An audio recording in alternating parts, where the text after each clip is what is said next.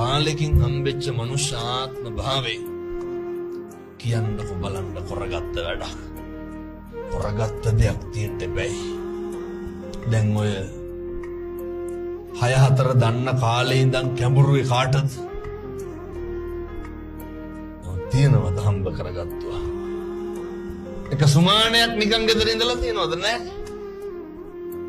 කාටද කිරුවේ? දැන් ඔය ගෙවල් දොරවල් වල වටිනාම කියන දේවල් කොහෙද දාලා තියෙන්නේ? කැබිනට් එක පරණ ගත්ත වීදුරු බඩු ටිකක් ඇති. එහෙමයි කියලා ආසාවටවත් බත් කාලා තියෙනවද ඔයගේ බෙදාගෙන? මං කියන්නේ නිකමටවත් අහු වෙන මඩක් වේතිලි අප්පල්ල බෙදාගෙන කනවා මිසක් කාල. ඔවගේ කන්නේ අර අල්මාරිය මොනවාද තියෙන්නේ? රෙදි ටිකක් නමලා ගොඩ ගහලා ඇති යටම ඇති. ඔය උප්පුවක් හරි මොකක් හරි නේ කවර් එක දාලා. අයිනක මන්ද තියනවද කියලා.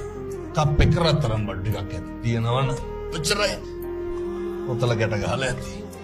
ඔය එකක්වත් අපි භුක්ති විඳිනවද ගෙදර ඉන්නකොට? ගෙදරට අඳින්න ගෙදර තියෙන හොඳම වැරහැල්ල වගේ අඳුම නෙමෙයි.